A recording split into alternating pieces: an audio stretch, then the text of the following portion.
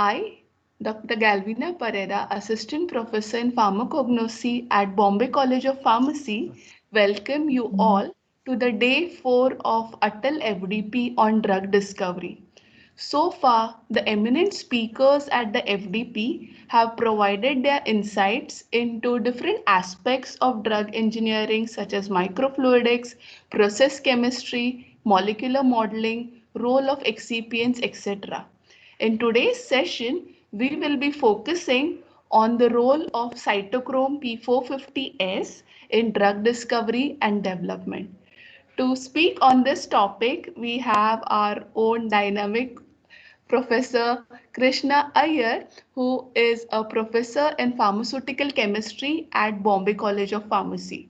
Just to give his brief introduction, Dr. Krishna Iyer received his B.Pharm degree from Bombay College of Pharmacy and M.Pharm degree from Institute of Chemical Technology, erstwhile UDCity, under the mentorship of Dr. T.N. Vasudevan. Thereafter, he received his PhD from University of Minnesota under the mentorship of Dr. R.P. Rimmel. Dr. Iyer has also completed his postdoctoral fellowships at University of Washington, Seattle under the mentorship of Dr. W.F. Traeger and Parker Davis Research Center Ann Abbott under the mentorship of Dr. M.W. Sins. He then joined Bombay College of Pharmacy as an assistant professor in pharmaceutical chemistry in the year 1998 and is now professor in pharmaceutical chemistry at Bombay College of Pharmacy from 2006 till date. He is also the chairman of Board of Studies and controller of examinations at Bombay College of Pharmacy. He is also a member of ad hoc Board of Studies of Pharmacy at University of Mumbai. His research interests include mechanistic drug metabolism, development of in vitro drug metabolism methodology, population phenotyping and genotyping, drug-drug interaction predictions, and metabolism mediated phytoremediation, bioremediation. He has more than 38 papers published and 72 papers presented at various national and international conferences and a recipient to a number of government and industry sponsored projects. He has also received number of awards, just to mention a few. James Gillette Best Paper Award in Drug Metabolism, University of Minnesota President Student Leadership and Service Award, Best Poster Award at 5th North American ISSX meeting, Arizona. With this brief introduction, may I now request Professor Krishna Iyer to take over the session. Over to you, sir.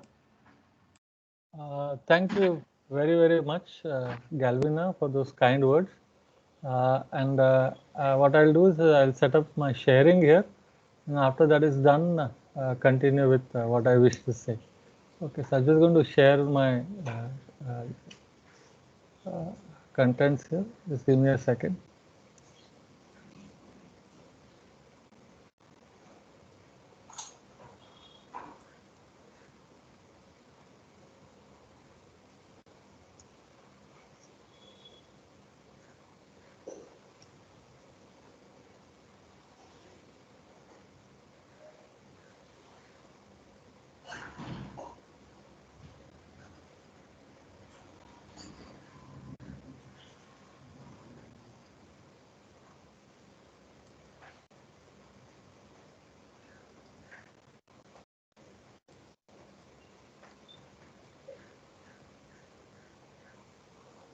Okay, I presume that all of you can see my slides here.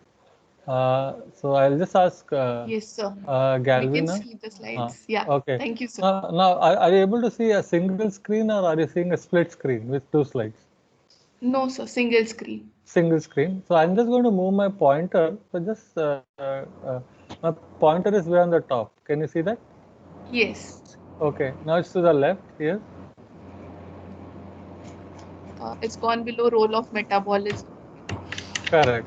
Uh, just so that you can see the pointer. You can see the pointer now at the bottom part of the slide Yes, at the bottommost. and to the right. Yes. Okay. So, as I said, first and foremost, thanks to Dr. Galvina for the kind words, the kind introduction, and it's a pleasure to be here with you this morning to try and talk about a field that I am passionate about, which I've been working on for the last maybe close to 30 years or so.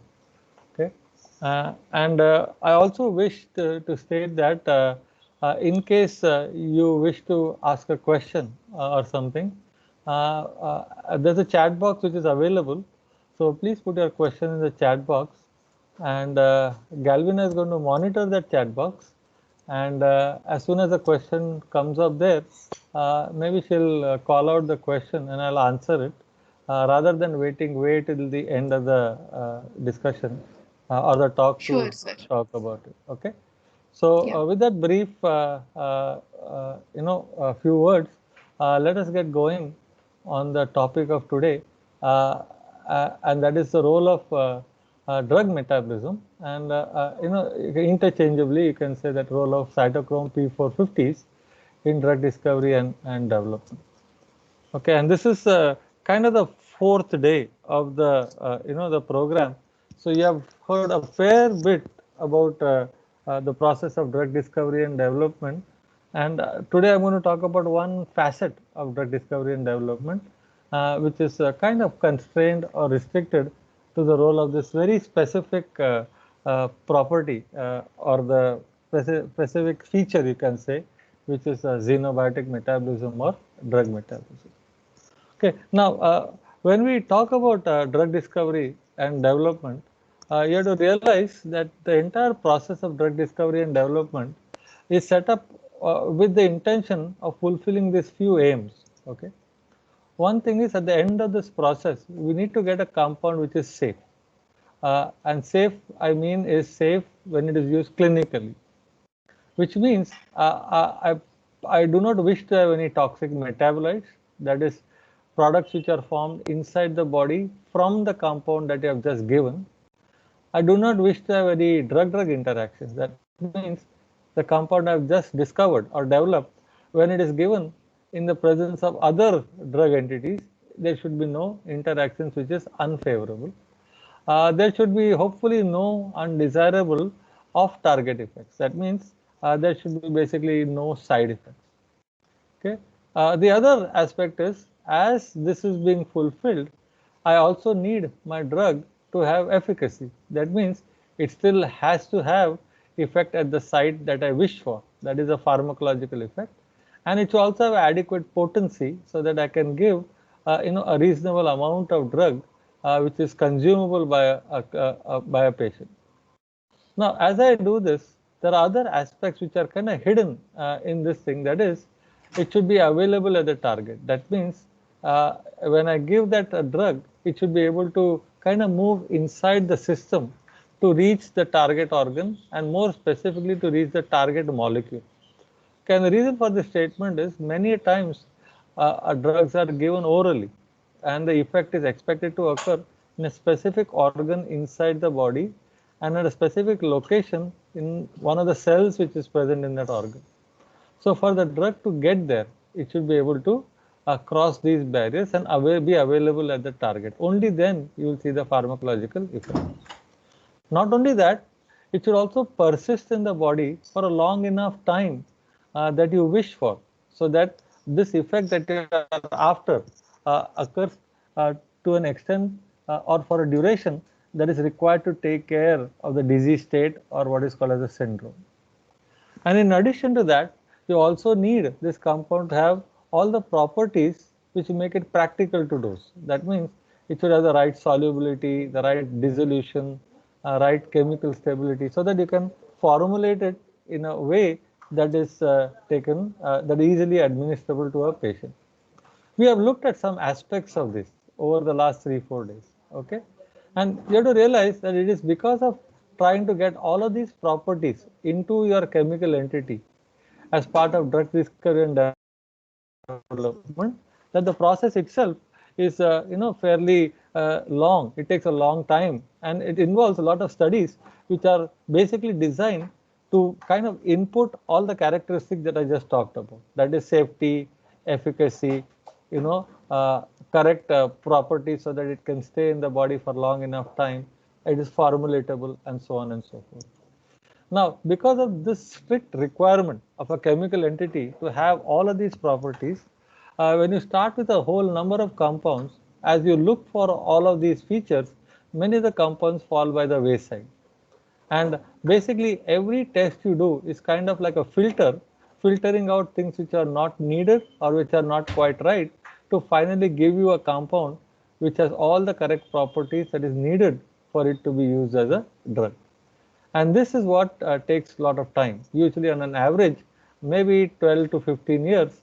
Also, there's a high attrition rate as you go from what you start with and go all the way to the compound that you need. I kind of look at this, and usually when I talk to students, I talk about this like how you select your soulmate. Okay, uh, right from the time that it gets into your mind that I need a soulmate and I need to get married, you already mentally start filtering people out. Okay, people who don't have the correct properties, and then finally you put in all the requirements that you need of your soulmate to finally select one and then get married to them. Okay, and you can look at all of these like those filters, like a person should be handsome or beautiful, should be hardworking, should have interest in me, should take me around, take me on vacation, etc., etc., etc. All other features that you wish.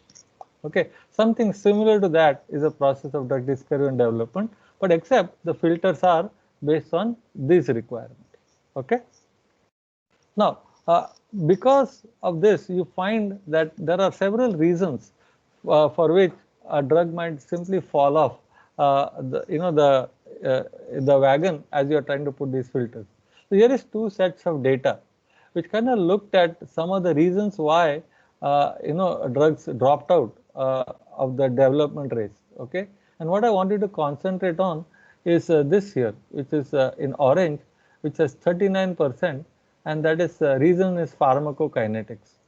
Okay, and on the right is also a same pie chart where that same orange 39% has dropped down to around 7%.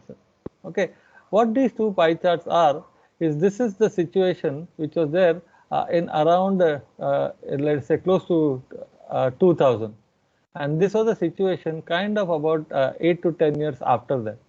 So what had happened over the years is people or pharma companies had invested enough to figure out what are the reasons that determine good pharmacokinetics, put those into the molecules such that 10 years later the reasons for that being a failure had come down to just about 7%. Okay. Now, this number has kind of stayed like that over the last 10 years or so. Okay, so even today, you find that when drugs fail, one of the reasons is pharmacokinetics, and that is around 7 to 10%. Okay, now what is pharmacokinetics? Basically, pharmacokinetics is nothing but the process of what we call as absorption, distribution, metabolism, and excretion. Now, this comes into play because every time you give a drug to a person or to a patient in whatever form, whether it's a tablet or a capsule, you find that after it goes into solution in your gut, it enters the system or your blood system by the process of absorption. Then once it's there, it goes to all parts of your body through a process of distribution. And then as that is occurring, it also gets eliminated from your body through metabolism and excretion. And these relative processes, the rate at which it is coming in, rate at which it is going on, determines what is referred to as the concentration time profile. That is how the concentrations of drug in your body rise and then fall. And since these concentrations in the blood are in a sense related to the concentration that you have at the site of action, you find that this concentration profile can be used as a surrogate to have a feeling for how good the drug will be when it is actually used clinically. So if I have a situation where the concentrations don't rise enough, that means I know the target concentrations will not reach. Or if I have a situation where the concentration rises very rapidly and also falls very rapidly, then I have a situation where the drug is not staying at the site for long enough time. Okay, and this aspect is referred to as, in a sense, a term called by the term called bioavailability. So, in pharmacokinetics, the reasons for the failure are generally what is called as poor bioavailability or what is called as poor exposure. What we mean by this is that on one hand, not enough drug gets into the system, and the reason for the drug not getting into the system is manifold. One of the reasons is that when I give a drug orally, it just doesn't dissolve. If it doesn't dissolve, there is no way it is going to pass through the barrier which is present in the gut and get into the blood supply. So, one of the reasons for poor bioavailability is insolubility. The other reason is that the drug may be soluble but not have adequate permeability, or what you call as lipophilicity, to cross the GI barrier. Even in that case, you will find that bioavailability will be low.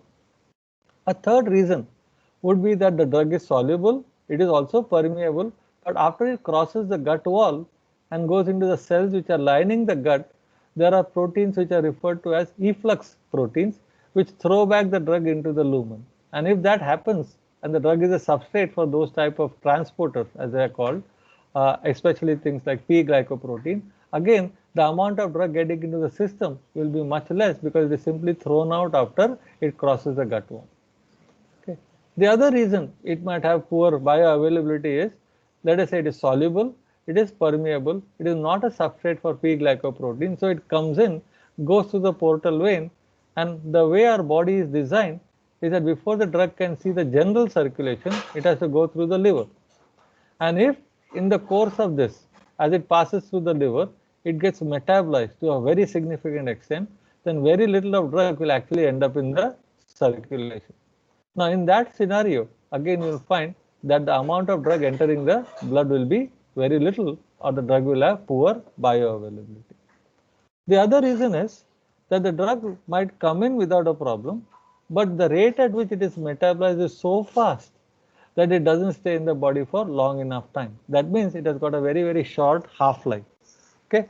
Now, both of these reasons, that is, not being able to stay in the body because it is eliminated very fast, or it is having poor bioavailability because it gets metabolized in the liver as it is getting absorbed, are all related to this process of what is called as metabolism, which is where the body, using some of the enzymes which are present in these eliminating organs, converts your compound into entities which are in many cases inactive, and thereby you have loss of drug.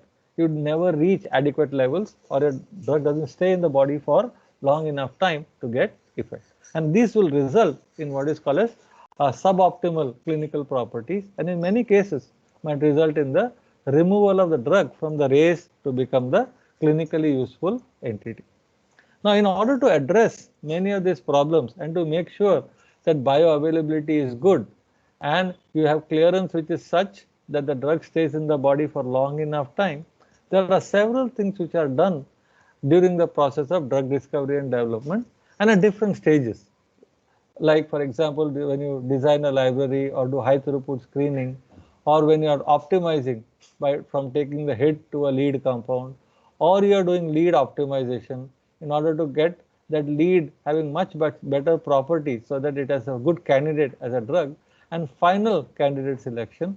And listed here are many of the tests which are done which are related to, in a sense, drug metabolism. Okay. So metabolism actually contributes as you go from just a chemical entity to final drug. So these are those filters that I talked about, which are there to make a drug which is safe, effective, and clinically useful, but from a metabolism perspective. Okay, but to understand some of these things, you need to have a little background on what is drug metabolism. So what we are going to do is spend a few moments talking about what is drug metabolism, and then come back to some of these studies which are done during drug discovery and development.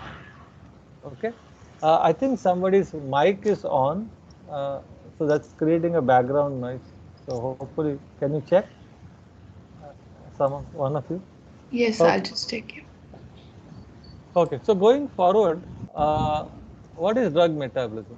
Drug metabolism is a process by which foreign compounds, in our case, this foreign compound is a drug which I am intending to use in order to take care of a disease condition, are biotransformed or what is called as converted by enzymatic processes to entities which are hydrophilic. And the reason for this is so that this foreign compound, which is generally speaking having a property which allows it to stay in the body, and that is lipophilicity, is converted into an entity which can be easily removed from our body through our aqueous secretions. So basically, drug metabolism is conversion of things which are hydrophobic to things which are hydrophilic, so that our body can remove it through, say, the urine or the feces or sweat. Okay, and in that regard, it is important to realize that this process of drug metabolism, which we are all endowed with, is actually a defense system that we have.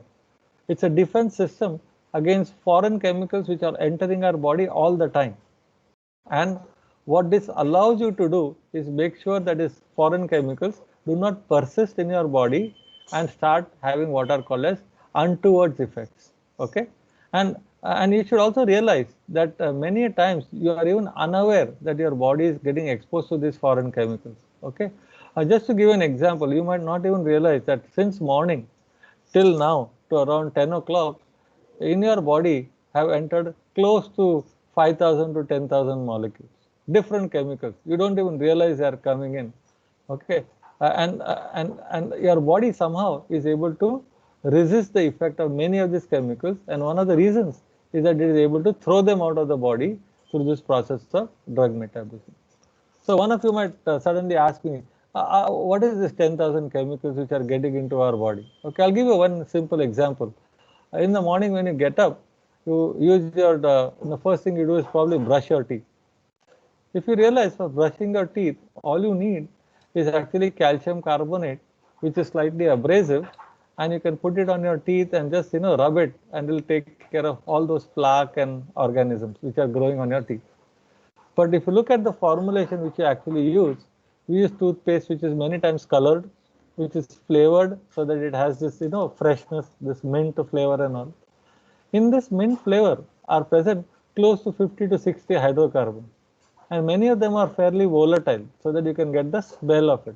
So as you are brushing your teeth and as you are breathing during that process, many of these volatile compounds actually are entering your system through your lungs, and you don't even realize it. Okay, likewise, when you're using perfumes, you're using soaps, even when you're using masala for making your food, all these are contributing a lot of chemicals which have no nutritive value, but they have mostly aesthetic value, which are getting into your system along with what you actually need, which is basically proteins and carbohydrates and lipids. So without really realizing, you are exposed to a lot of chemicals, and at least nowadays the exposure is a little less because we are at home. Otherwise, after all this, you would travel, and in a bus and in a rickshaw, your exposure will be even more. Okay, but you should also realize that these chemicals appear to not do anything to you, and one of the reasons is because your body is efficiently removing them by metabolism. Okay, now your drug which you are actually intending to use to take care of a disease state is handled in the same manner by your body as a foreign compound. So the same processes that are used to throw out foreign compounds are also used to throw out your drug, and therefore you will find that most of the drugs which you are trying to get into the system, your body is also trying to throw them out at the same time, because for it the drug is a foreign compound. Now because of this, what happens is when you give a drug to somebody, or to give a drug to at least let us say humans, several things can happen to the drug because of metabolism. Okay, and some of the things are listed here. When I do metabolism, I can get an inactive metabolite, which means the process of metabolism is going to result in loss of pharmacological activity. Sometimes what happens is the process of enzymatic conversion of drug to a metabolite gives a compound which has got activity, but it is altered activity. Sometimes it might have the same activity, sometimes it might have a different activity, sometimes it can also be toxic. Okay, or I can have a situation where a drug is converted to a metabolite, and this metabolite can go back to the drug by enterohepatic circulation, and then I can get continued activity. Okay, so to give you some specific examples so that you get a feel for this, here are some examples. So this the first type of consequence of drug metabolism, which we call as biotransformation to inactive metabolites. A couple of examples are a drug called Procaine, which gets converted to PABA and diethylethanolamine, both of which have got no anesthetic activity which Procaine has. Likewise, 6-mercaptopurine, which is used for treating cancer, is converted to mercapturic acid, which has got no anti-cancer property. Okay. In terms of structure, here is an example of a drug called tolbutamide, which is used as an anti-diabetic. In the body, it is converted by what is called as aliphatic hydroxylation to give you a compound which has got a hydroxymethyl group now. This is a benzylic hydroxylation as it is called. This entity is inactive. Okay. So this process of oxidation, which is part of metabolism, results in an inactive compound. This is ibuprofen. And if you look at ibuprofen, see couple of metabolites. One is hydroxylation here at this point. Another is hydroxylation at this methyl group. Both of these compounds have got no analgesic activity. Okay. So here metabolism is resulting in compounds which are inactive. On the other hand, you can also have biotransformation where metabolites have similar activity. For example, codeine is demethylated to another analgesic compound. In fact, it's a more active analgesic compound called morphine.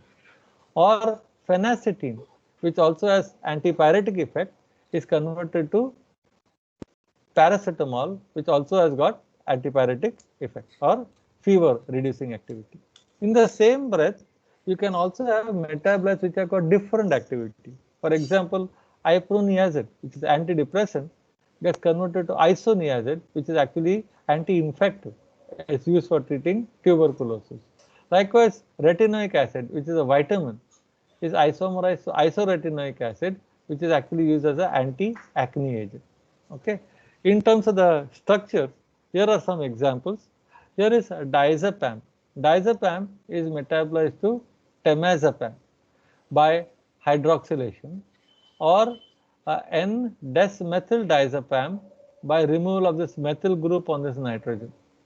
Okay, and both of these compounds then get converted to oxazepam. Okay, for example, here after hydroxylation, I have loss of methyl group to give me oxazepam. Here I have first loss of methyl group followed by hydroxylation to give me oxazepam. Now, very interestingly, oxazepam, temazepam, and diazepam all have similar activity. They are used as they use as kind of like tranquilizers or sedatives. Okay.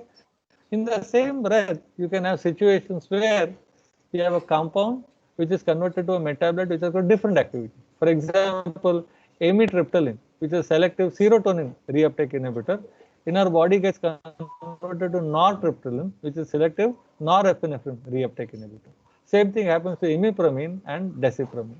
And here I gave you the example where codeine and morphine, you get the same activity.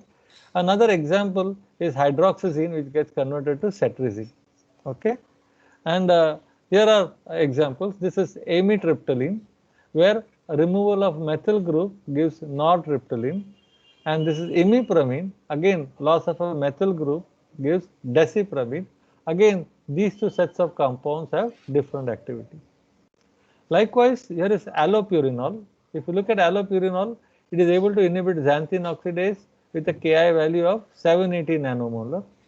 It is converted to oxypurinol, which has got less effect on xanthine oxidase, higher value for Ki. But look at the extent of conversion that occurs. The free concentration of this is 600, while this is close to 22.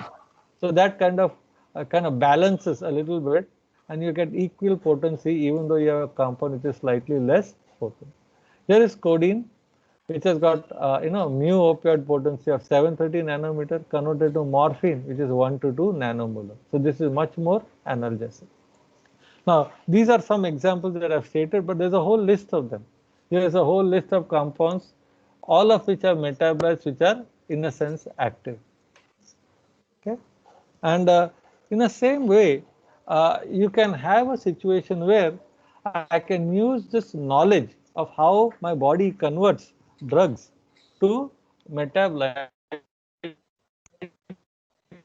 to design are inactive when they are given, but because of metabolism get converted to active compounds in the body, which is referred to as a concept of prodrugs.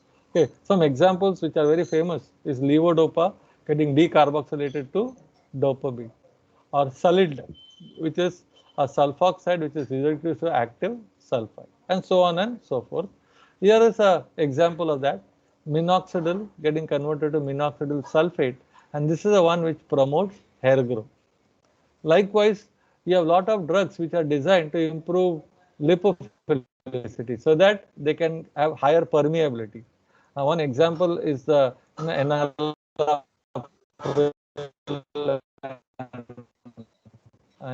which are actually esters of acids which have got increased lipophilicity. Even your example, Tamiflu, ocel tamivir, is a acid ester of this acid which makes it more lipophilic. Likewise, I can okay, nice example is a fluconazole, where I put a phosphate group to make it more water soluble, so that I get better dissolution in the GI lumen. Likewise, chloramphenicol is converted to hemisuccinate, so that it has got higher water solubility, so that you can formulate it as an injection. Okay, and again, these are only some examples. There are whole set of examples actually technically prodrugs. And some of these you might recognize: acyclovir, azithromycin, cyclophosphamide, rolitetracycline, dipivefrin, to name a few. Okay. However, as opposed to some of these things, which appear to be fairly innocuous, sometimes problems occur because of drug metabolism, where a compound which is actually very benign is converted to something which is very toxic. For example, in this case, aromatic amines are converted by P450s to give you the hydroxylamine, which can get acetylated, and this is so unstable that you have loss of this acetyl group to give the nitronium compound, which is electrophilic and forms a DNA adduct. Likewise, benzopyrene are also converted by metabolism to entities which are very electrophilic and can bind to DNA. Okay, so this is a spectrum of consequences of your body being able to do enzymatic transformation of many of these compounds. Okay, the issue is, where does this all occur?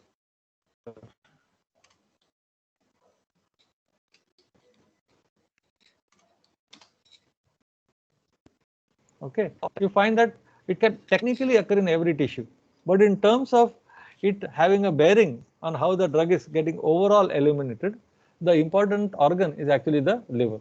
Okay, liver has the highest capacity to do drug metabolism for two reasons. One, it has the highest amount of enzyme per gram of tissue, and second, it is also a fairly big organ. It's about 1.5 to 2 kilogram in an average adult. Okay, following the liver, the other organs which have got decreasing capacity are small intestine, lung, kidney, and so on and so forth. But as I said, almost every tissue is able to do some metabolism, although quantitatively the contribution to overall elimination is maximum with respect to the liver. And that is why you will find that when we are studying drug metabolism, concepts which are used to study how a drug is metabolized or a chemical is metabolized involve the use of liver as the starting organ from which you derived models for doing drug metabolism. The reactions itself of drug metabolism are of actually two types. Okay, so we can call drug metabolizing enzymes or drug metabolizing reactions of having two properties. Okay, the first group, which is called as phase 1 or type 1 drug metabolism or drug metabolizing enzymes, are typically entities or processes where you have oxidation, reduction, or hydrolysis. Okay? Wherein a functional group is either created or exposed in a drug molecule. Okay, many times this reaction is referred to as functionalization or unmasking reaction. Okay, as opposed to this, another set of reactions which are called as phase 2 or type 2 are reactions where a parent compound, which is the drug itself, or the metabolite which is formed in this process is taken and a huge polar endogenous substrate is tagged onto it to give you a metabolite which is fairly or highly water soluble. Okay, and that is referred to as phase 2 reaction. So these reactions are catalyzed mainly by oxidases, reductases, hydrolysis, while these are all catalyzed by transferases. Okay, and that is what is seen in the next slide, where I'm going to list some of the enzymes which do type 1 reactions. So if you look at this cytochrome P450s, they do basically oxidation. Flavin monooxygenases, they also do oxidations. Alcohol aldehyde dehydrogenases can do, technically speaking, oxidation. Or these are all hydrolytic enzymes. And there is another group of enzymes which are called as nitroreductases and hydroazoreductases, which do reduction. Likewise, if you look at the type 2 or what are called as conjugative reactions, they are all catalyzed by transferases. So if you see the commonality, they are all having the name transferases. The difference is what they transfer. Here they transfer glucuronic acid. Here they transfer a tripeptide, which is glutathione. Here they transfer a sulfide. You can imagine when these entities are transferred onto a molecule, the molecule metabolite becomes very highly water soluble and is much easier to remove them.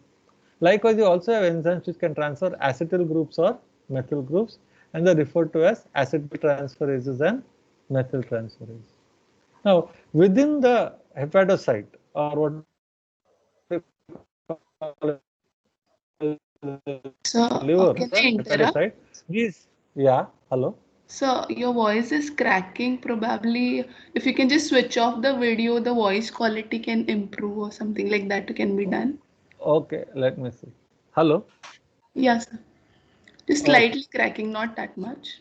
Yeah, I'm getting a message. It's probably because of bad network connectivity. So hopefully, as that improves, it'll get better. I'll And also so hold the there's mic closer to my mouth. okay.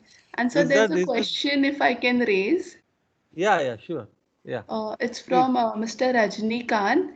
He is Yeah, asking that, sir, can the nitrinium metabolite be used as DNA alkylating agent, wherein the drug may be useful as an anti-neoplastic agent? yeah. Surely you can. Okay. Yeah, definitely. And that is what is done in many of the agents which are used as alkylating agents. There, if you look, for example, you have cyclophosphamide, ifosfamide, just like you have dacarbazine, procarbazine, temozolomide.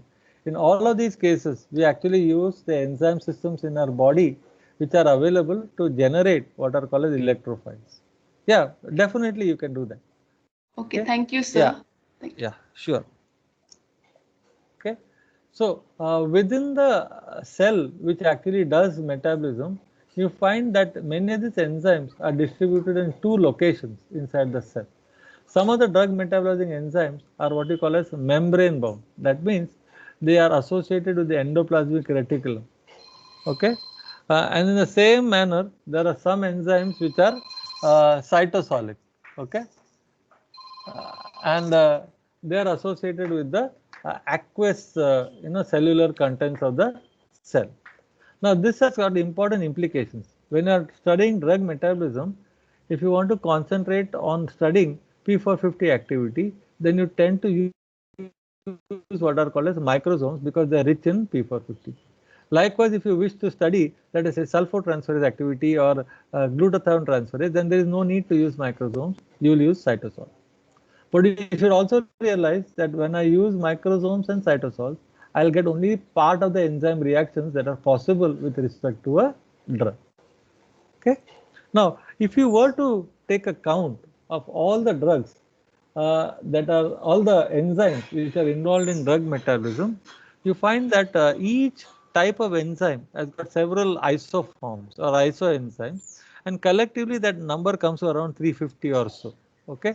So rather than this slide, which actually has all the details, which you can look at it comfortably, there is a pie chart which gives you a feel for that. Okay.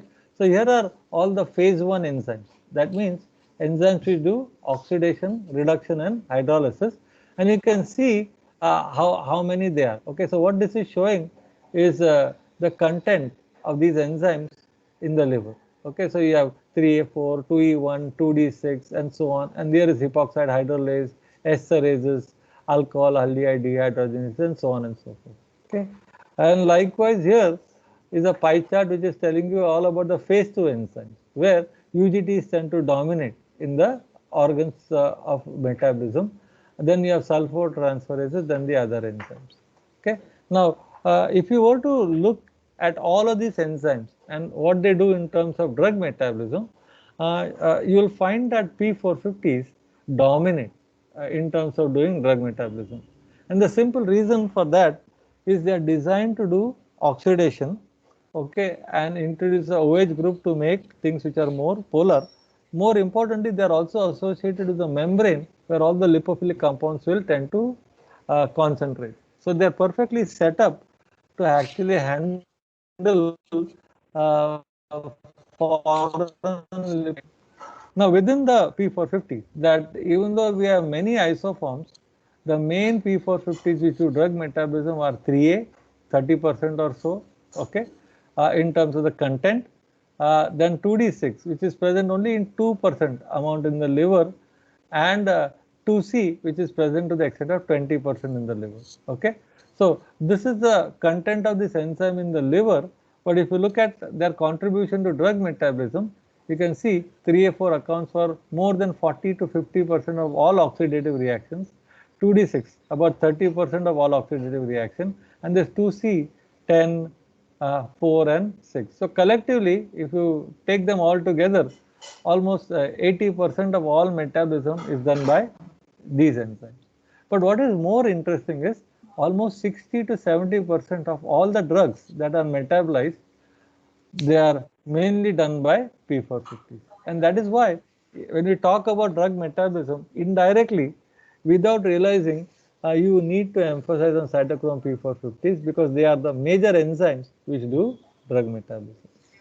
So, to put it all together, whenever I give a compound, what happens is either certain sets of enzymes like P450s, monoamino oxidase or cyclooxygenases, or hydrolases or reductases will convert them to compounds which are intermediate compounds, which can again be acted upon by another set of enzymes to give you finally the hydrophilic entities. Okay. Now, what you also have to realize is that most of the pharma companies are intending to design drugs to be given orally. Okay, and when you design a drug to be given orally, you invariably during the development of the drug will impart adequate water solubility and adequate lipophilicity. And the reason for that is that most of the drugs are non-polar, small, and the subject to what is called as transcellular absorption.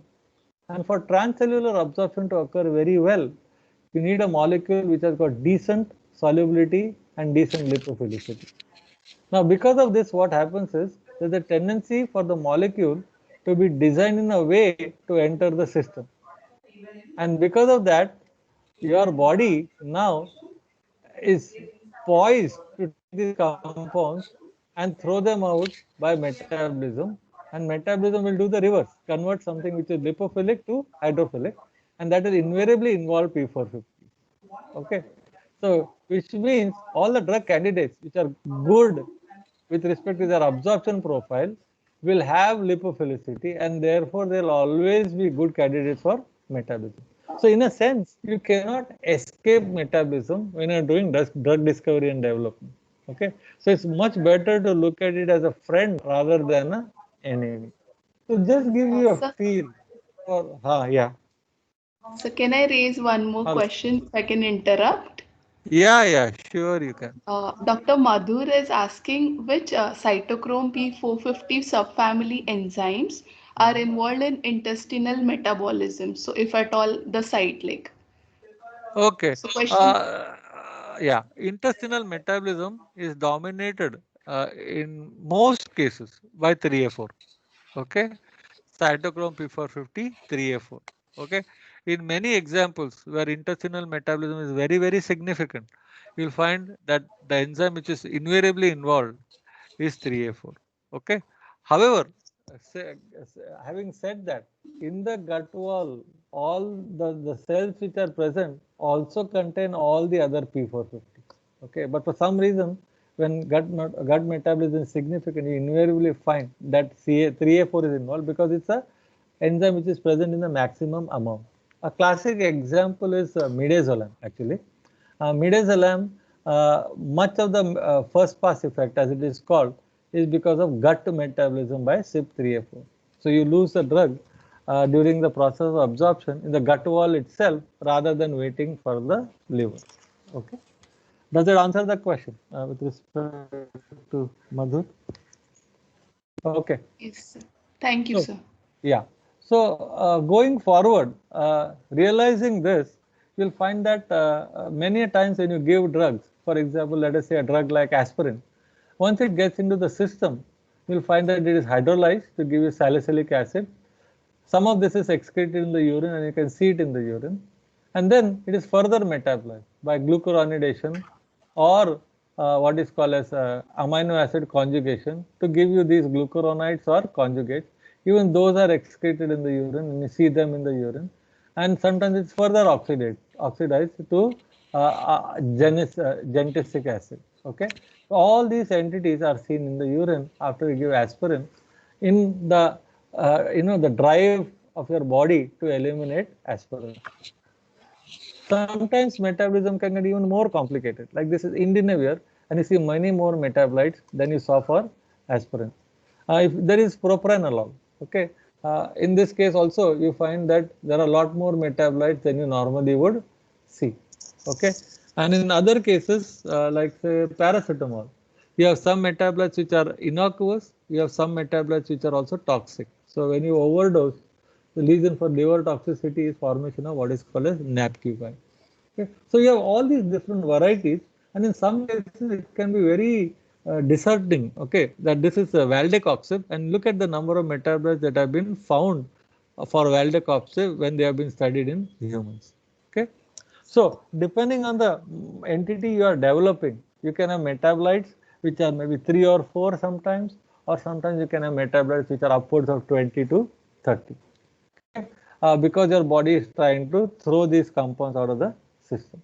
Now, this capacity to do drug metabolism is dependent on several factors. Okay, and here is a listing of some of the factors that affect your ability to do drug metabolism. Okay, and this is and I'm going to go through each one of them very quickly. Okay, so the first is organ status, and necessarily you should realize that optimal metabolism will occur in individuals which are healthy and in many cases whose liver function is good. Okay, and that is why you find that in liver disease and in many alcoholics you will find that metabolism is compromised. Okay, many times initially in alcoholics you might find increased capacity because of enzyme induction, but later as the liver gets destroyed they are unable to do metabolism. Okay, metabolism is also dependent on age. Newborns or neonates have limited metabolic capacity.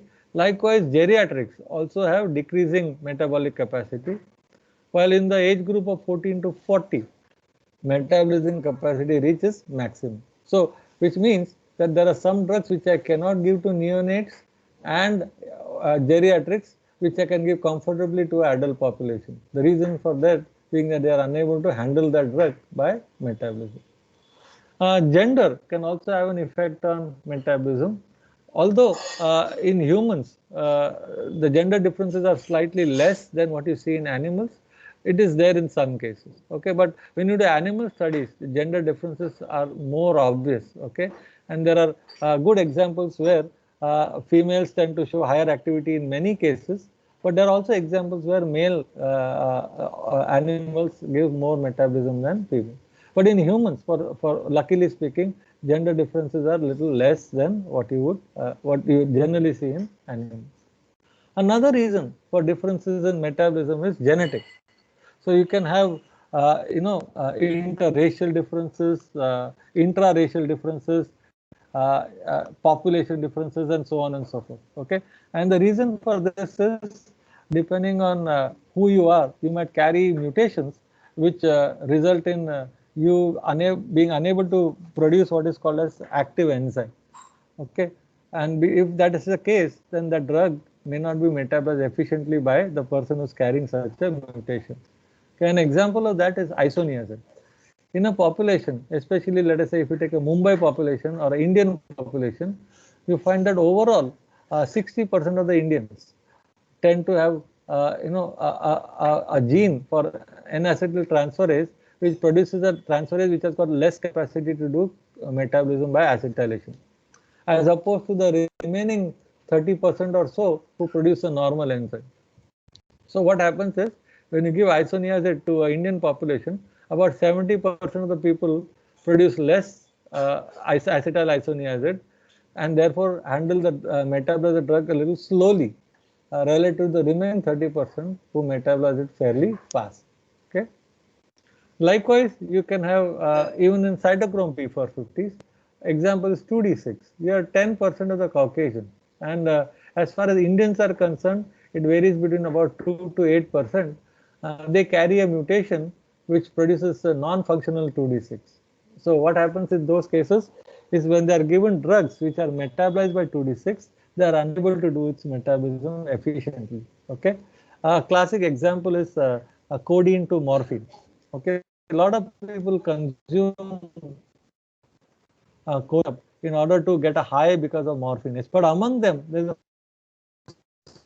small population which do not get addicted at all. Reason is when they try to even get that high, because they cannot convert codeine to morphine, they never get that euphoria, and therefore they have a lower tendency for addiction. Okay, so this is also an important aspect of metabolism. Then you have species differences. Many times when you are doing drug discovery and development, a lot of work is done in a preclinical fashion in animal models, say in rats, mouse, rabbits. What you find generally is animals have enzymes which are very different from the human enzymes in terms of specificity and selectivity. Although they generally tend to do same type of reactions, the enzymes they have is different. Also, another thing you notice is that smaller animals tend to have much faster metabolism than bigger animals, especially in humans. Okay, and certain animals have certain enzymes which are not present at all with respect to those which are seen in humans. Okay, now because of this, when you do preclinical studies, you have to be very, very careful in interpreting the data and seeing how it applies to a, okay, understand the difficulty in trying to predict human metabolism from animal data. Okay, and to add to all this, many of the drug enzymes are inducible or inhibitable. That means if I give more than one drug at one time to a person, and many of these drugs, let us say, are metabolized by the same enzyme, they'll interfere with the metabolism of each other. Or I might also have a situation where one drug induces enzymes, and because of that, when that drug is given for a certain time, the person who is taking the drug starts to produce more and more enzyme. And then later on, what happens is when some other drug is given, and that is a substrate for the enzyme which has been induced, then that drug gets metabolized very fast and you don't see any effect. Okay, all these things have to be taken care of as part of understanding drug metabolism. But how do we generate all this information? How do we get a feel for what is happening to an entity before we can look at age effects or gender, whether metabolite is active or inactive?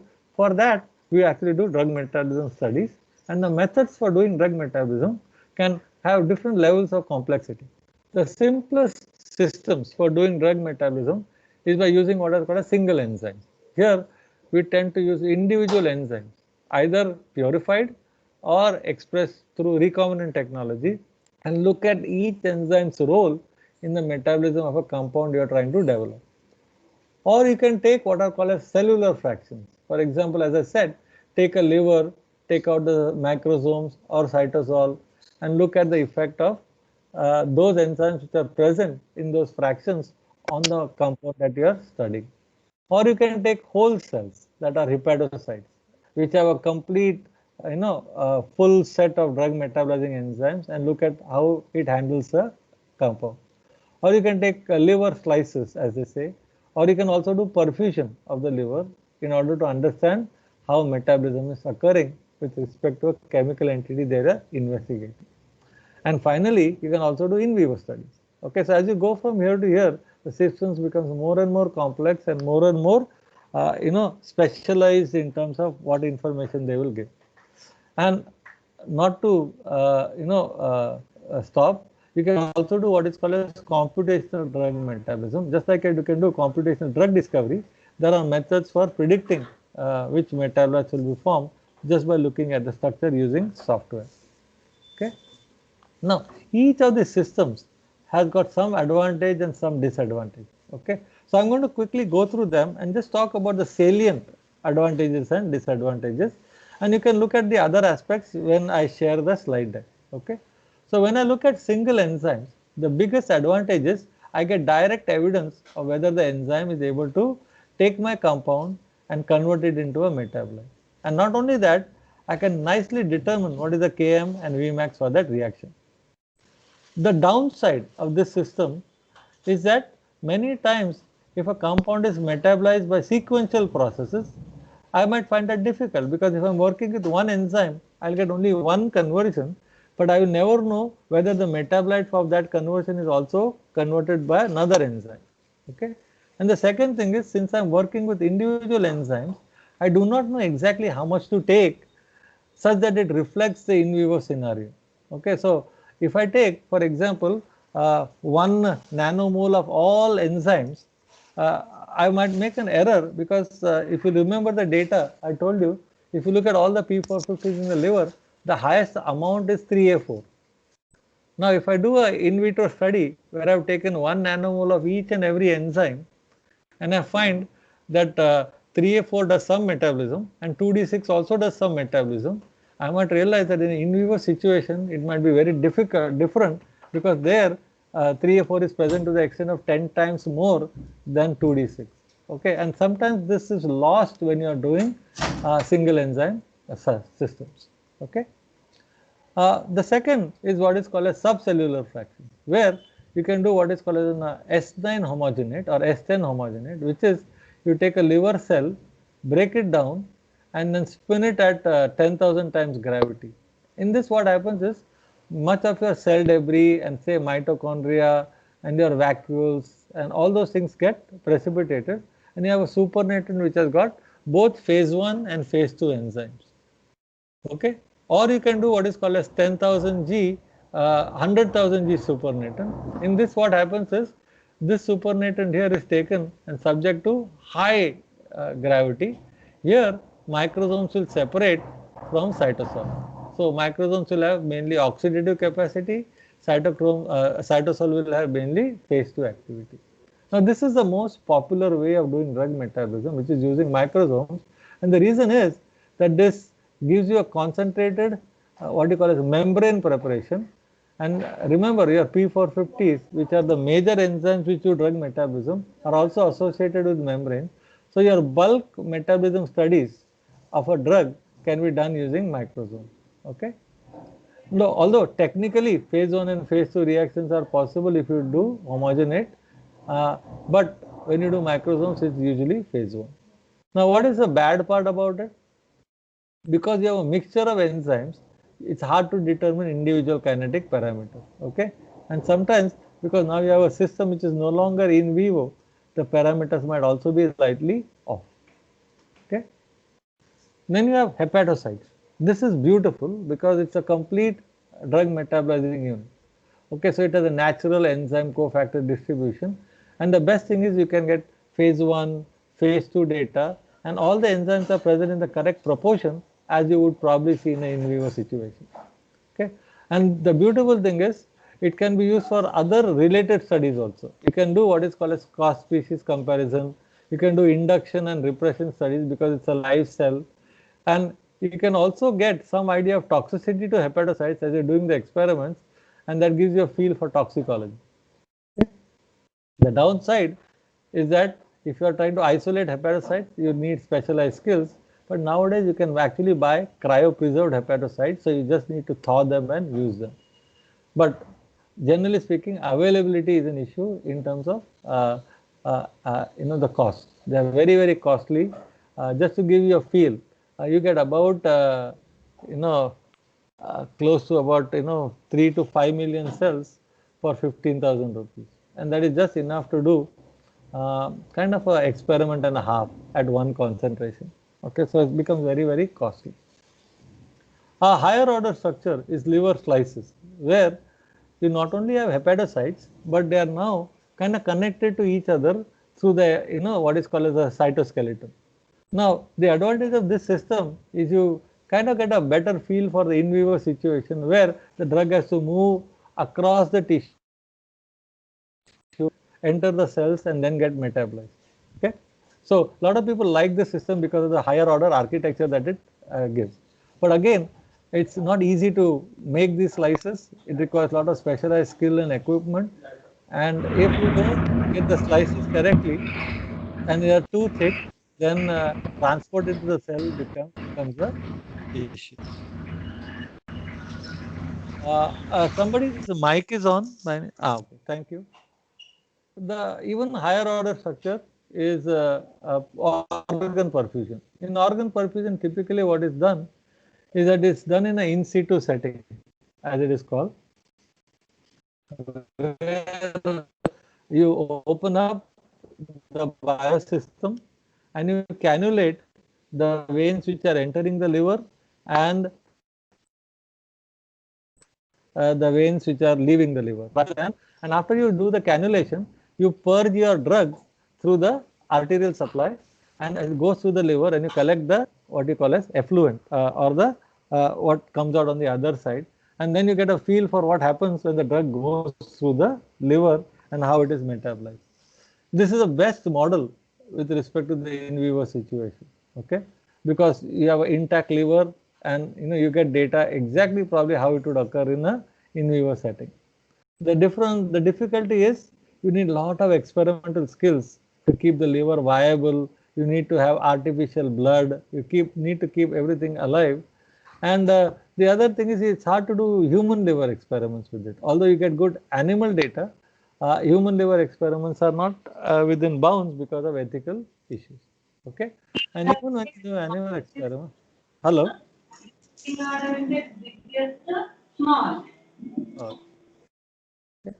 Now, if you go further, then the final proof of the pudding is when you give a drug to a person and then get blood samples, etc., to analyze for what are the metabolites. Okay, and that's where it all ends in a sense. Okay, so these in vitro systems are used during drug discovery and development to have this background data as you get ready to give the drug to first animals and then humans.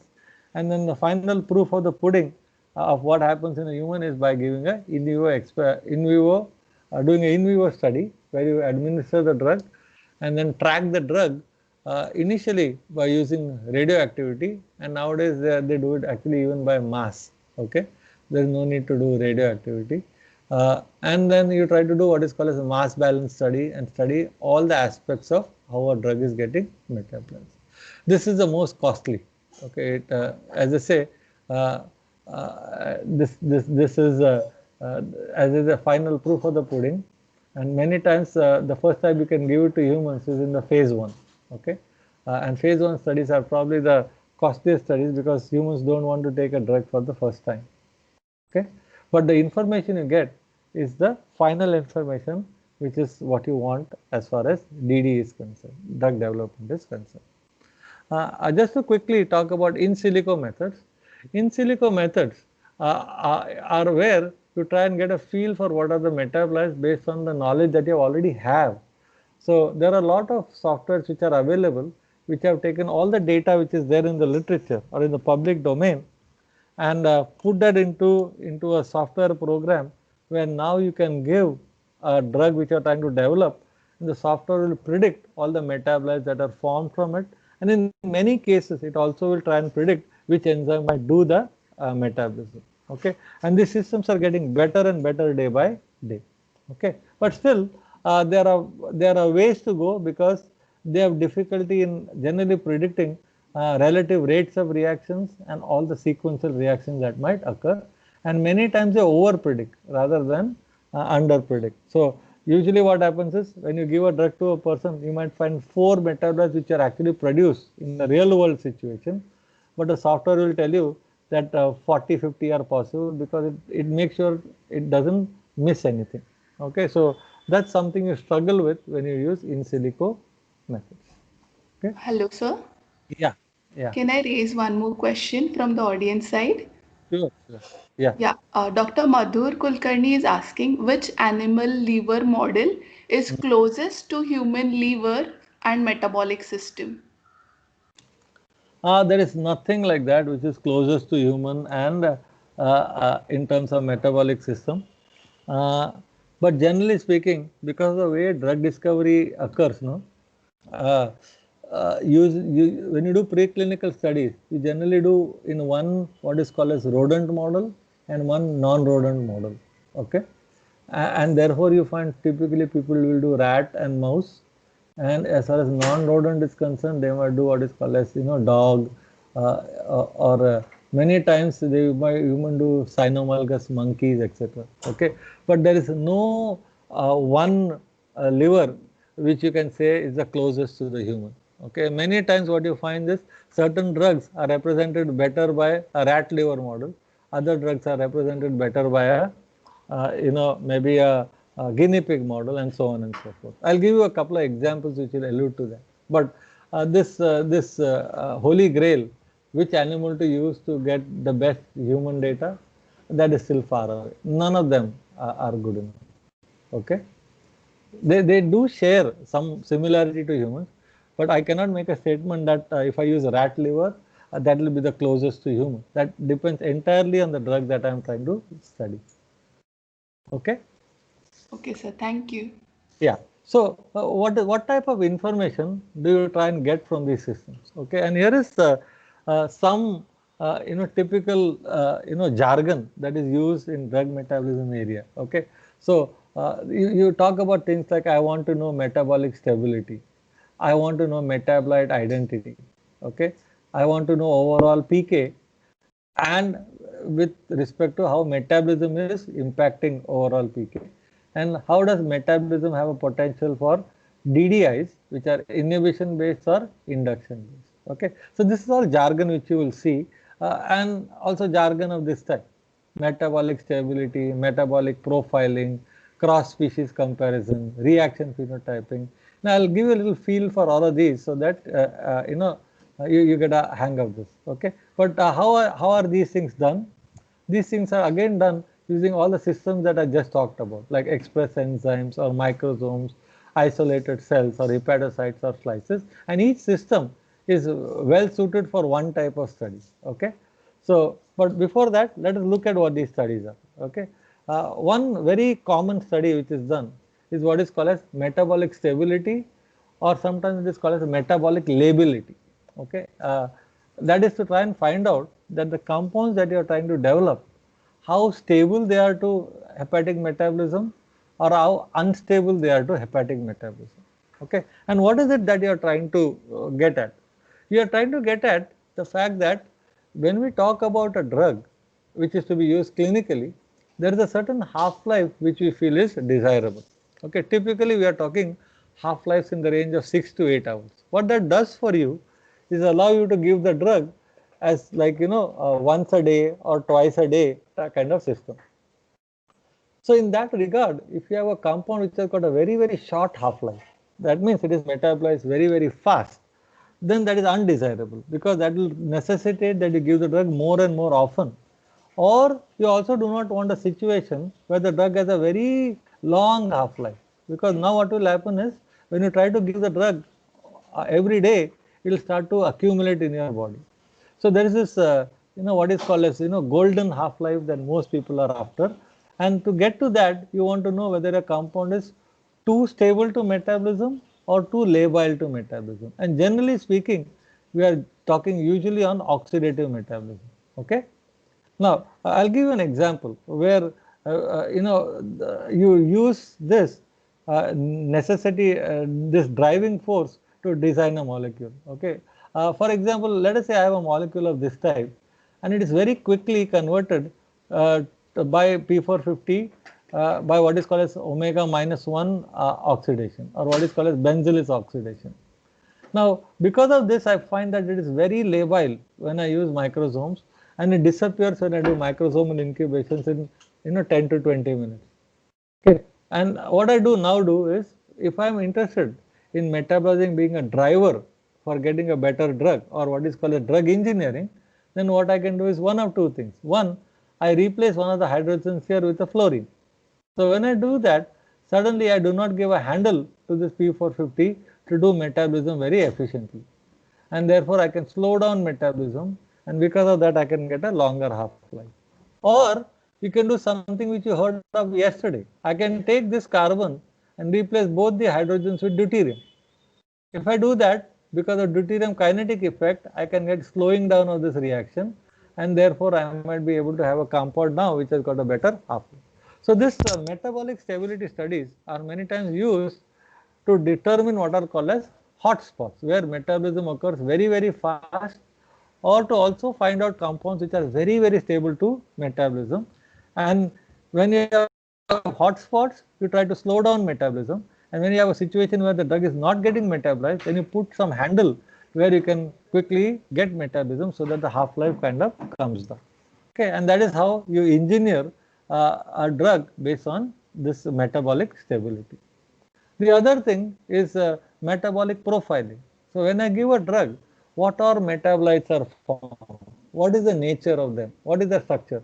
And this is typically done by using mass spectrometry and NMR to identify exactly which metabolite is formed.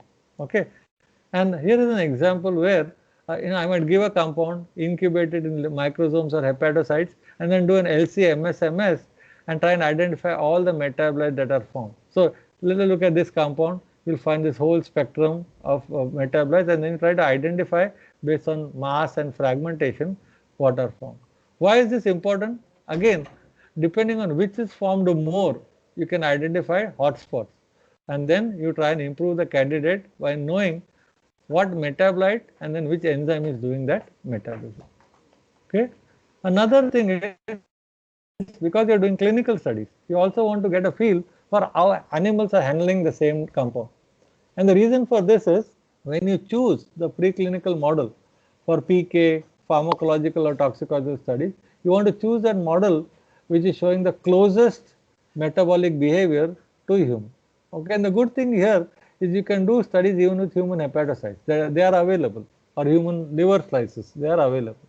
The only thing you cannot do is a whole liver experiment in a human. Okay, but in vitro experiments are possible. Now, here is typically how data will look.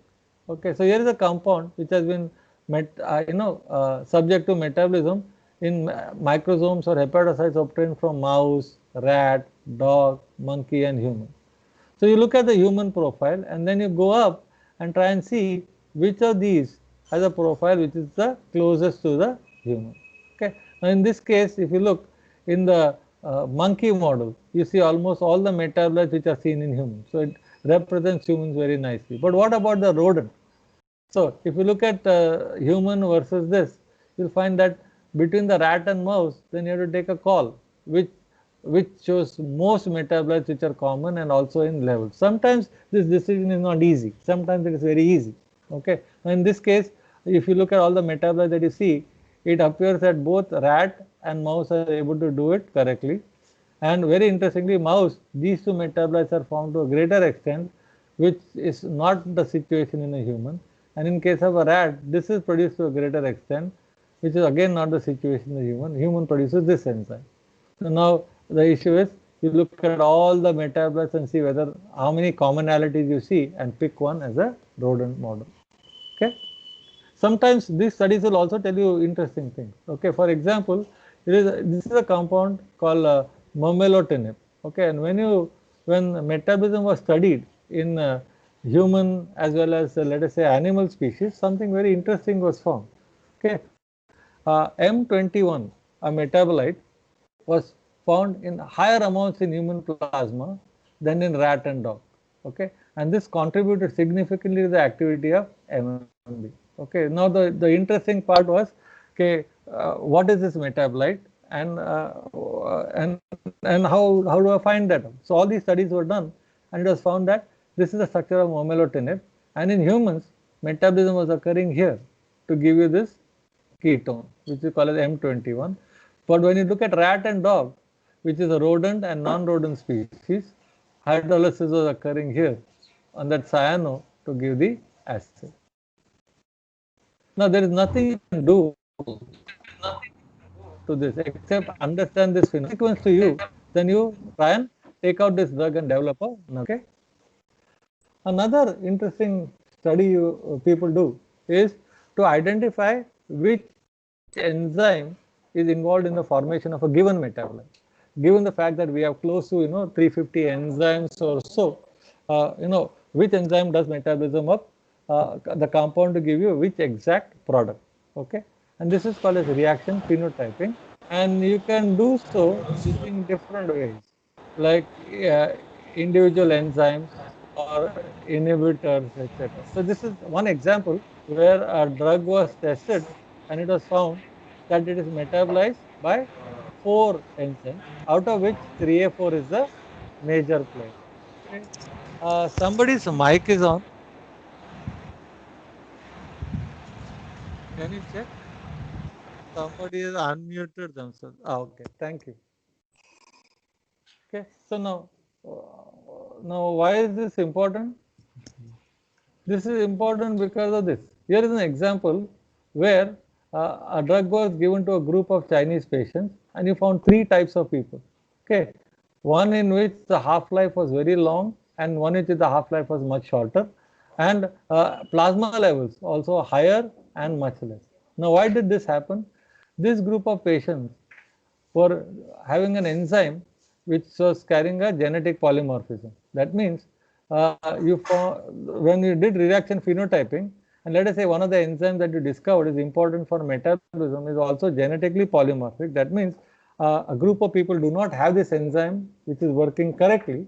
Then when you give it to a population, you will find that they will have a higher level and they will have a longer half-life. Okay. In fact, this is what is the intention of doing reaction phenotyping. For example, if you discover a drug which is exclusively metabolized by 2D6, you might have a situation where you might have to give different doses depending on what type of patient you are having. For example, here is a normal patient, okay, what are called as extensive metabolism. This is the dosing. Now, if I have a patient which is carrying a mutation in 2D6, then suddenly I might require them to be given much lower doses because they are unable to handle the drug. Likewise, if I have a patient who is ultra fast metabolizer because they have multiple copies of 2D6, then I need to give even higher dose because they are eliminating it. So this crucial study, gives you a feel for what to avoid in a sense. Okay, and finally, you also want to make sure that the drug you are developing doesn't inhibit other drug metabolizing enzymes, which means that when it is given, you cannot give other drugs, what we call as the potential for enzyme inhibition. Okay, so your NCE should not inhibit P450s. If it does, then there will be a problem when you do polytherapy, because when your drug is the metabolism of other drugs will not occur efficiently and their plasma levels might rise and you might see toxicity. Now this is typically done in a very simple fashion, where you take a probe compound which is metabolized by a certain enzyme, look at how much the metabolism is in the absence of your NCE and the presence of your NCE. And if your NCE is an inhibitor, you will find that the amount of metabolite formed will be much less. That way, it cautions you that this drug might be, dangerous to use in a clinic, along with another drug which is metabolized by this inhibited enzyme. Likewise, if I have an NCE which induces enzyme, that means it triggers the formation of more of a certain type of enzyme, then the exact opposite will occur. That means when I give my drug, because of induction of a certain enzyme, any drug which is given, which is metabolized by the induced enzyme, will now be metabolized very fast and I might lose clinical efficiency. How is this experiment done? Typically, you take hepatocytes, you add your compound, okay, like your NCE, and if it's an inducer, what will happen? It will produce a lot more enzyme than your regular hepatocytes, which are uninduced. So when you add a compound which is metabolized by this control hepatocytes versus the induced hepatocyte, you will see a lot more metabolite produced, okay, and that will tell you that your compound is an inducer. Okay, and if it is an inducer, now again you have to be careful not to give that other drug, because that will be clinically ineffective, or you give a higher dose of that drug so that you get the same effect. Okay, so collectively all this information will come together as you look at the metabolism of a drug in terms of what metabolites are formed, which enzyme is doing the metabolism, whether it's an inducer, whether it's an inhibitor. Okay, and this is not all. Okay, in addition to this, there are a lot of other studies which are related to drug metabolism which you do, which I have not talked about, like mass balance studies, biliary excretion studies, enterohepatic circulation studies, MET-ID in toxicology species, placenta transfer, milk secretion of metabolites, etc., etc. Okay, and some of these are non-clinical studies and some of these are clinical studies. Okay, especially how populations handle the drug and so on and so forth. And where does this all fit in? We are only a small part of all the information that is needed. Okay, but drug metabolism contributes to the overall chemistry based improvement of a drug, so that I can have drugs which are having the correct half-life. I can contribute to toxicity if I tell them which metabolic pathway results in species which are electrophilic, which are toxic. So to avoid that, change the structure to prevent toxicity.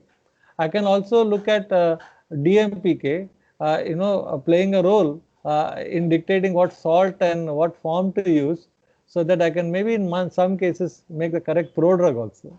Okay, and since metabolites also have activity in many cases or have alternate activity, then I can also contribute to overall optimization of the pharmacology of the drug with respect to metabolism knowledge.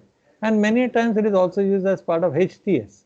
Okay, where if there is a discrepancy between the activity which you see at the level of the enzyme and at the level of the cell, one of the reasons might be that when you give it in a cellular level, the compound is metabolized, so you don't get any activity. Okay. Now, an upcoming field is actually the field of transporters, and I have not even touched that. Okay, and nowadays when you look at drug metabolism, you almost talk about it along with the the knowledge of what are drug transporters, because these are very, very crucial, and they bring the drug into the cell, they throw the drug away from the cell, and many times what you find is metabolism knowledge and transporter knowledge collectively will allow you to make better predictions of what is happening inside a cell or a tissue with respect to a drug. Okay, maybe at some other point we might talk about drug transporters, but for today I think we are getting close to the time allocated to me, and I'm going to stop here, and I'm going to say thank you for your time and thank you for your attention. And if you have any further questions, feel free. And again, this PPT is going to be shared by all. You can also have it later on. Okay, so it's open to more questions that you might. Thank you very much, sir, for your time. Thank you for explaining us the role of metabolism with your unique style, that is using real life examples, which will be helpful for us in drug designing. We also realized today that one needs to modify dose as per one's genotype, as well as we also got some metabolic insights into drug interactions. So can we raise a few questions that have been asked by the audience? Sure. So there is a question by Ms. Archana. So is the in silico studies give insight about dose, especially synergistic effect on bioavailability? Yeah, you can. In fact, nowadays there are a lot of softwares which are available which will do very high end, PK predictions. Okay. For example, there are softwares like GastroPlus and SimSip, etc., where when you give some information about your drug or your entity, and how it is metabolized, what are the enzymes which are involved in its metabolism, you can put the data in, and you can look at how it might interact with other entities. Okay, and you can actually do a lot of DDI predictions. Okay, yeah, it is some of this information generation is possible through in silico methods. Okay, yeah, definitely. Okay, but the Next softwares question, are sir. very costly. Sorry. But the softwares are very, very costly. Okay, so many times drug companies use this for exact same purpose, try and understand what is called as use animal data to predict human data, to do dose ranging, to predict the first dose to be given to humans, and so on and so on. Yeah, definitely possible. So in Yeah. this regard, if I may ask one more question, which Yeah. software do you suggest for the audience to carry out the studies? As I said, no, GastroPlus, SimSip are the probably the forerunners of drug metabolism and how it fits into the overall pharmacokinetics of the drug. Okay, but if you are interested only in metabolite prediction, then you can use things like Metabol Expert and all. So it depends on what you want to do. If you want to just predict metabolites, you use a different set of software.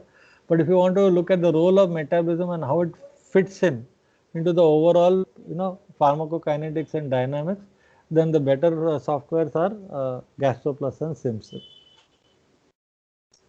So in this continuation, one more question. Can in silico methods be used to study multiple enzyme interactions with different metabolites of drug? Yeah, yeah, definitely. The sky is the limit actually. Okay, many of these programs that I talked about, no, SimSip and GastroPlus allow you to do those things. You can look at multiple enzymes at the same time, multiple metabolites also at the same time. The only thing is the more you start to feed in, the more complex it gets. Okay, and computationally becomes more and more difficult to do. Okay, but yeah, possible, definitely possible.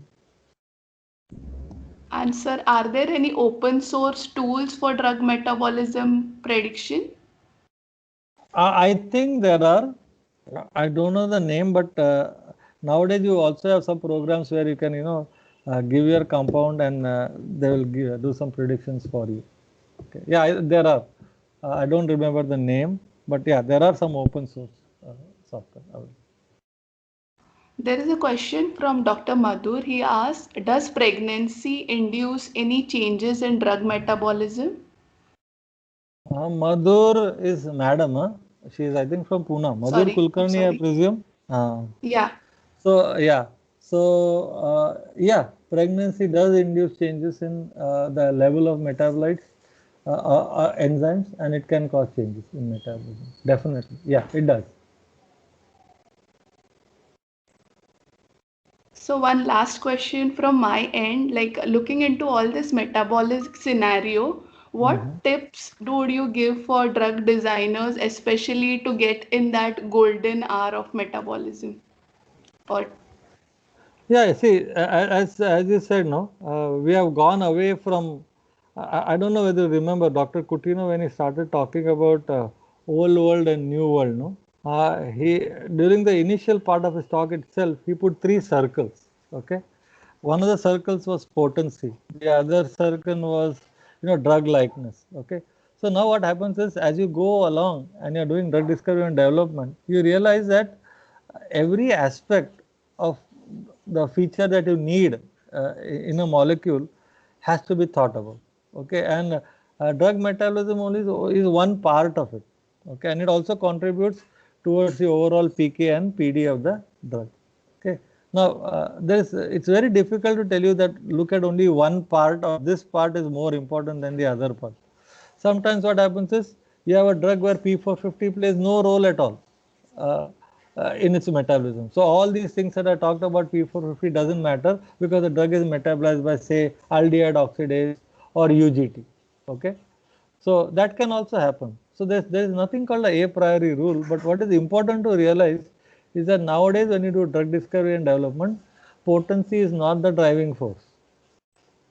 Potency is only one of the things. What you are looking for is overall drug-like properties, and in that overall drug-like properties, there is contribution of the structure, the chemistry, the way, the pharmacology, the pharmacokinetics, the toxicokinetics, all of them come together to give you the molecule which is of interest. Okay, so the more important thing to realize is that if you are a chemist, appreciate the biologist. If you are a biologist, appreciate the chemist. Okay. If you are both biologist and chemist, appreciate the physicist, appreciate the statistician, appreciate the mathematician, because all have a role to play in where a drug is brought into the market. Okay, so I don't want to say metabolism is more important than the other. It is only one thing that you have to take care of as you are doing drug discovery and development. Just like it is important to do pre-formulation studies, and it's important to do solubility studies, and structural stability studies and formulation stability studies, all have their place in how the drug comes into the market. But what I want to say is, don't forget metabolism, because many drugs have been withdrawn after they are brought into the market because of metabolism issues. Okay, so you don't want that to happen to your drug. And nowadays we have enough tools to get a good handle on some of these things so that they don't become a liability later on. Okay, so that is my final 2 cents worth. Well, thank you very much for that. I think that would have helped our audience in the modeling of the drug when they try to do it. Thank you very much, sir, for your presence and giving us valuable insights into metabolism, which can help us in drug engineering.